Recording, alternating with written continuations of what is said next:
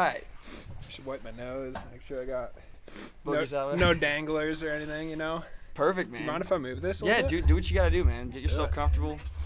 Love it. All right, so we're live from Corner Canyon. Sweet. I'm speaking with a special guest here today. We got, what is your name? Christian. Christian. Nice to meet you, Christian. Great to meet you. So I'm Theo. Run this podcast up here. We just like to talk to outdoor enthusiasts, mountain bikers, just like yourself, and why they chose to ride out here at Corner Canyon, and Sure. you know why you're wearing cotton instead of merino wool. To be honest, I don't know what this material is. The shirt was given to me once. And Oh, gotcha. feels like some sort of synthetic material, but It's all good, man. So, Yeah. so do you ride out here at Corner Canyon often? Is this your main spot? It's not my main spot, but I like to get down here maybe once, twice a month, maybe. And I just live a little bit north, up in Murray, Okay. south of Salt Lake there, and love getting up to Park City and, Cottonwood Canyons, you name it. And Dude. seems like a good opportunity to come down here today. Yeah, it's always a good. I mean, the weather's fantastic. Oh, it's perfect. You know, I try to tell the viewers like Corner Canyon is a special spot in the corner right outside of Salt Lake City. Totally. And then Rush is like one of my favorite trails. Oh, yeah. Yeah. Absolutely. Well, you frequent this trail, you said. Yeah, this area. absolutely. This is. I mean, I'm at Sugar House. Okay. So yeah. I mean, it's an easy like 30-minute drive, but I'm sure in Murray. I mean, is there other spots to ride out in Murray or? No, we're a little bit further west, kind of, further from the canyons and from the mountains. So no matter where I go to ride, it's typically a drive, Okay. unless it's some sort of road ride or something like that. But Gotcha. And like Yeah. speaking of where you've ridden, like the summer's coming to a close, obviously. yeah. Have you ridden some awesome spots in Utah so far this year? Yeah, definitely some great spots. Wasatch Crest Trail, coming down from Guardsman's Pass. It's always a classic.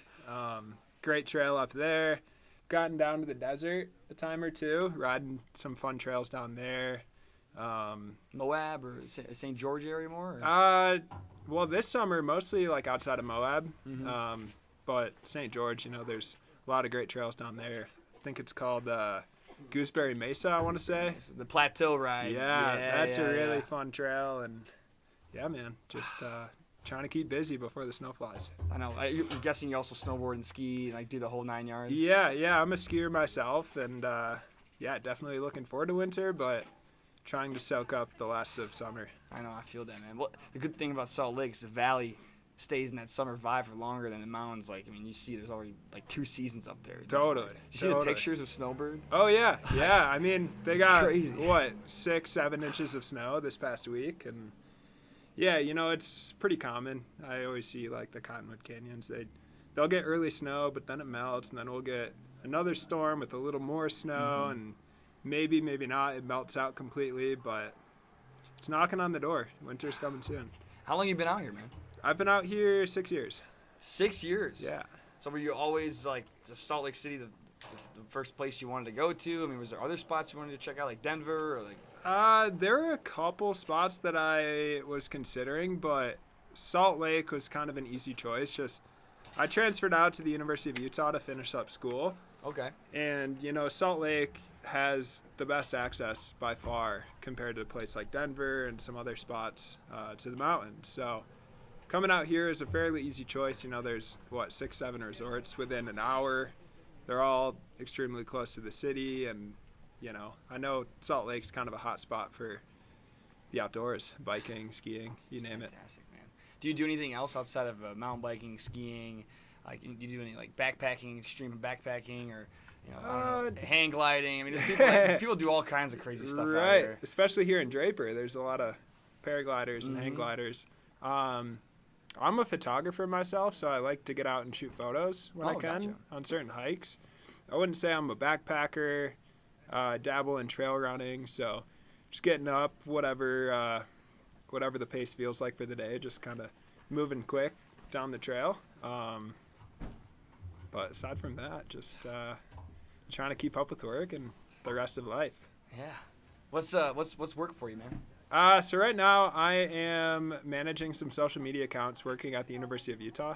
No way. Yeah. Wow. Yeah. You probably could look at my social media account from Woolley and be like, you need to do some X, Y, and Z stuff. on No, it. that'd be great. I'd love to chat. I've Yeah. been doing stuff in social media and photography, graphics for a handful of years now, so would Gotcha. definitely love to chat. You ever done like a podcast before or something editing like that? Never editing. I've been on, I think, one podcast before. but never making my own or editing or anything like that. Our sound one just outside, just free willy like this. Yeah. I mean, this was pretty funny rolling up to the trailhead and finding you here. So I know. It's only the second week I've done it, but it's been kind of cool so far. The amount of Sweet. people I've talked to, it's weird. People will just sit here for like an hour and a half and Yeah. just shoot the stuff about biking. So actually, tell us about your bike, man. I'm gonna go over here and why'd you choose this? I mean, what you keep telling me about it so far? Good question. I mean, that bike, it's the YT Capra. Yeah, let's go take a look at it. Let's take a look. Yeah. What do you got right here? Is the sound gonna catch me? Yeah, I mean, I got the GoPro right here. Perfect. So just tell me about it. What'd you do to it? Why this one? Yeah, so it's a YT Capra. I actually just bought it used maybe 4 or 5 months ago. It's kind of a dream bike all along, having 29-inch wheels, fully carbon build, carbon wheels, bars. Wow, look at that. You name it. I had a Santa Cruz previously, and then decided I want to go for a bigger wheel, and I think maybe a little more travel on this ride here. Kitted out, got a broken spoke. Oh boy. Been like that for a little bit. A little bit of a tie wraps. I like it. Some zip ties there. Oh holding it man. down, and yeah, it's a fun rig. Definitely. Looks more enduro focus. Definitely. It's having 29-inch wheels. It's a little bit faster than a 27.5. So it does well going uphill, but also big travel goes downhill well too. That's awesome, man. Well, good for you, honestly. And did you ever go down to Deer Valley sometime and rip down there the jumps and all that? It's been a handful of years, but it's super fun up there. Dude, it's so fun. I like those trails. Too bad the whole thing shut down like 2 weeks ago, but Right. Yeah. Winter's coming. I know it is. Well, I don't want to leave you too much. Are you guys about to head out or? No, yeah, you're good. Probably anytime Yeah. here. If you guys want to sit down more, I mean, we can chit chat more about. What else? What do you got, Nick? Well, you're probably ready. Oh my gosh, he is totally underselling himself as a photographer. What? Yeah, he moved out here to pursue. You want to talk on photography. podcast? Yeah, here, come on in. Talk Talk about Christian on the podcast. I shouldn't be the one to talk about ChristianRagoose.com or Gooser on Instagram. Gooser? How do you spell that? Tell the viewers. Gooser. Gooser. Hear that, folks? Gooser. Yeah. Christian was being very humble earlier. He moved out to Salt Lake City to pursue a career in outdoor and ski photography. And even just you, skiing in this community, in this area, you've been connected to, so many talented skiing professionals and Olympians. And because of that, he's shot for the U.S. ski team. He is shot for Armada Skis. And last winter, he had a contract with K2 Skis, where he traveled through Switzerland and Canada, just taking photos of their skiers. And I don't know, it's just a really, funny story because we both grew up in Michigan, where we actually, no way. Are you familiar with Cannonsburg? Yeah, I know Cannonsburg. Yeah, so as the viewers may not know, Cannonsburg is literally an old trash mound. Of course. Pine Knob is yeah. too, and all the other ones. Oh, yeah. And so we grew up skiing Grand hills. Rapids? Were you guys around Yeah. Grand Rapids? Yeah. Yep, Ada. We went to Forest Hills. Forest Hills. So if you're familiar, what about you? I went to DeWitt, Okay. which is north of Lansing, but I also lived in Rochester Hills for a while. Okay, nice. I went to Michigan State. East side. Yeah, east More side, the east side. Yeah, so as you know, it's we don't really have access to skiing in the outdoors like we do out here. No. And so Christian transferring what was it, your sophomore year from Michigan Tech to Salt Lake. He started at Michigan Tech, kind of at the resort up there, Marquette or Houghton. Yeah. Houghton area. See, this isn't my story No, to tell. You're telling it. You're doing Keep going. This is fascinating. Yeah, that he it's just really interesting because you didn't really know anyone coming out here, and from my understanding, and you really put yourself out there in the community and just put your photos and your work out there, and it I feel hit and touch with a lot of people. And because of that, you were able to in a sense, just like work your way up like this really niche, funny, like quirky little community that from me, like I snowboard and I'm not nearly as into it as like Christian is. I love it. And I have a split board and go backcountry skiing and stuff, but it really, as from me, like being on like the outside looking into you, it's just like your ability to like grow and like kind of make your own name in this little community is like so crazy and like so impressive. And there's actually a funny story that Christian told me once that him and his friend, I'll call out Jordan Romero, right? It was you and Jordan.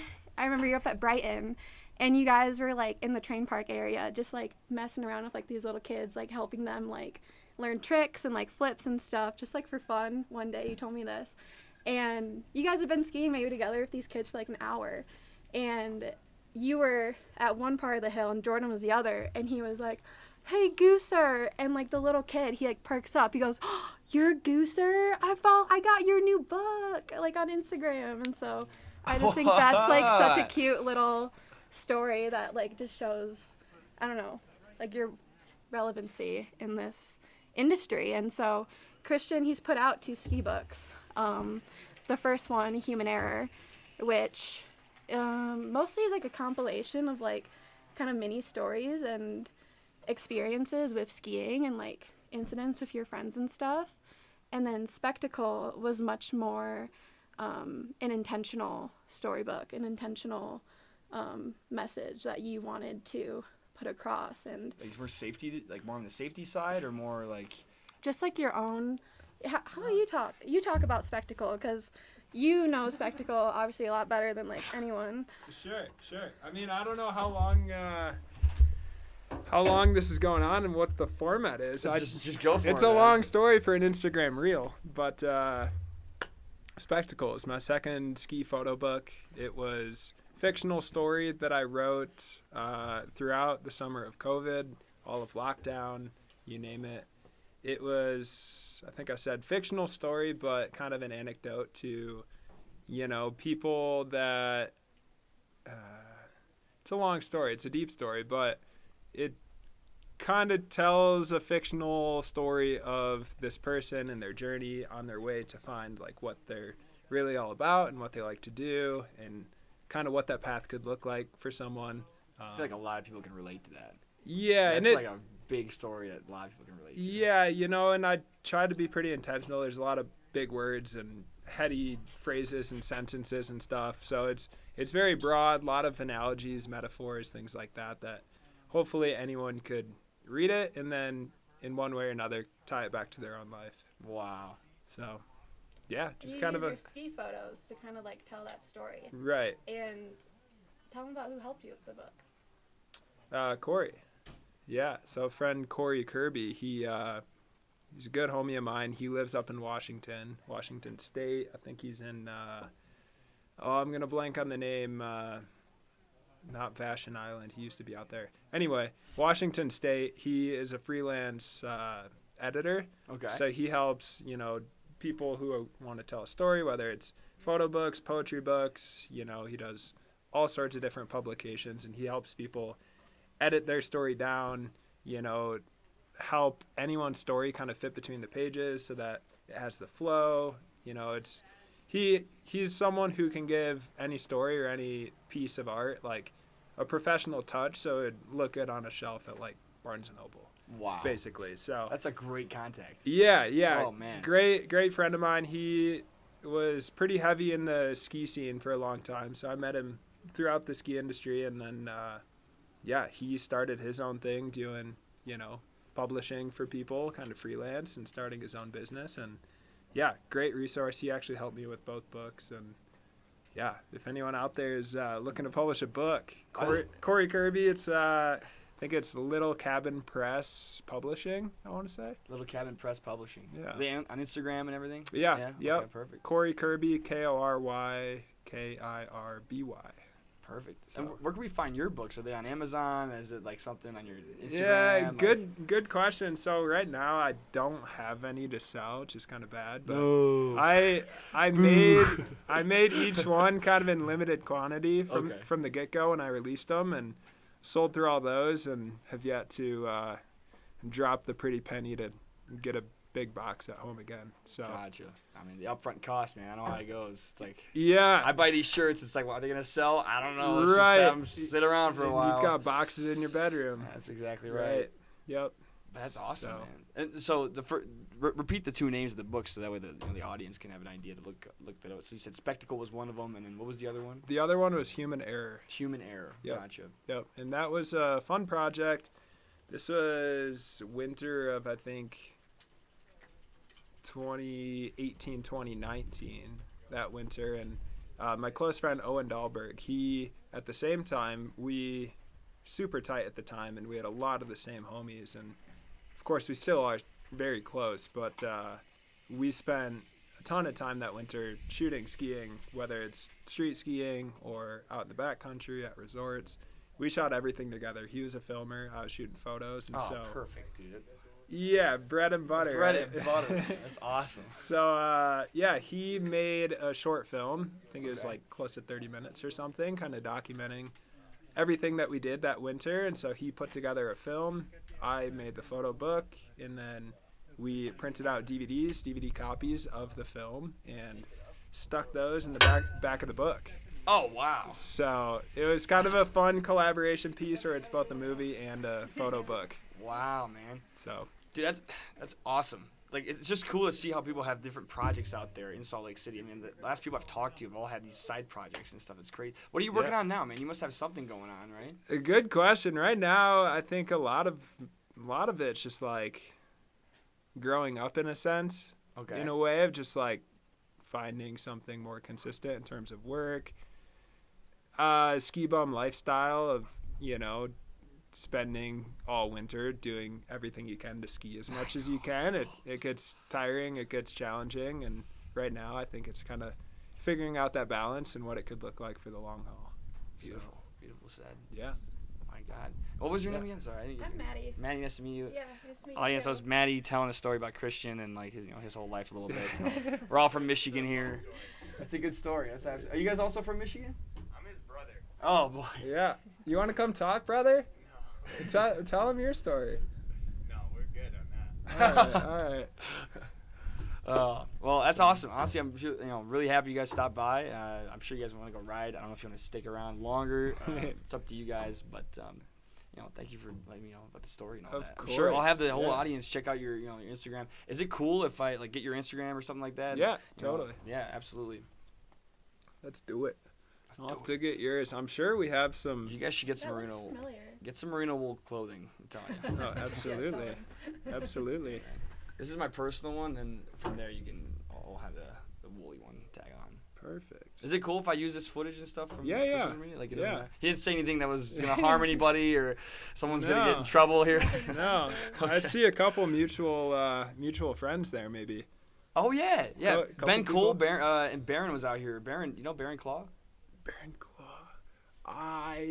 He was out here on the podcast. Matthew Corsi, Matt Eckel, Ben Cole. Yeah, so they all went to Michigan Tech, right? They went to Michigan State. Matt Eckel and Matt Cole did.